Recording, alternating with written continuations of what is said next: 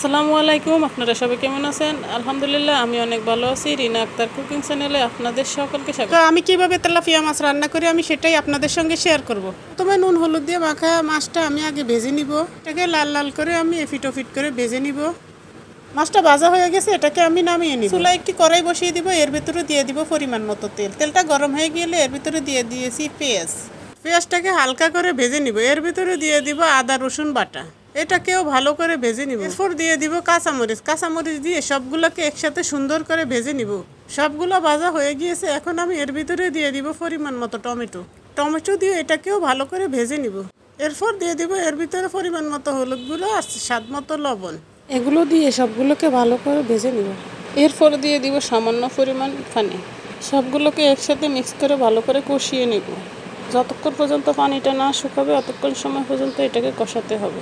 এই তেলাপিয়া মাছটা কে কে খেতে পছন্দ করেন অবশ্যই আমাকে কমেন্ট করে বলবেন। আমার কাছে তো খেতে অনেক ভালো লাগে, আমি খেতে অনেক পছন্দ করি, আমার পরিবারের সকলে অনেক পছন্দ করে।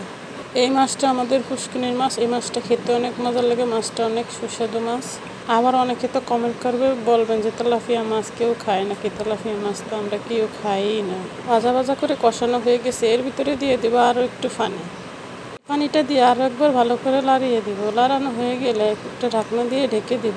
বলক উঠা পর্যন্ত অপেক্ষা করব। কিছুক্ষণ পর ঢাকনাটা তুলে আর একটু নাড়িয়ে দিব। তো বলক উঠে গেছে, এখন ঝোলটাও শুকিয়ে গেছে। এখন আমি মাছটাকে একটা একটা করে সুন্দর করে বসিয়ে দেব। চুলার আঁচটা একটু কমিয়ে দিতে হবে, নাহলে ঝোলটা শুকিয়ে যাবে, মাছটা সিদ্ধ হবে না। ঢাকনা দিয়ে ঢেকে দিব। কিছুক্ষণ পর ঢাকনাটা তুলে মাছটাকে এফিট ওফিট করে সুন্দর করে উল্টিয়ে দেব। তো আমি বলতে ভুলে গিয়েছি, আদা বাটা জিরা বাটা সব কিছু আমি একসাথে কষানোর সাথে দিয়ে দিয়েছি। মাছ রান্না হয়ে গিয়েছে, এখন আমি নামিয়ে নেব।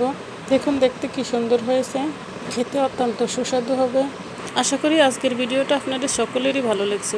ভিডিওটা ভালো লাগলে প্লিজ লাইক করবেন, কমেন্ট করবেন, বন্ধুদের মাঝে শেয়ার করবেন আর আমার ফেসবুক পেজটাকে সাবস্ক্রাইব করবেন। আপনাদের সকলকে অসংখ্য ধন্যবাদ।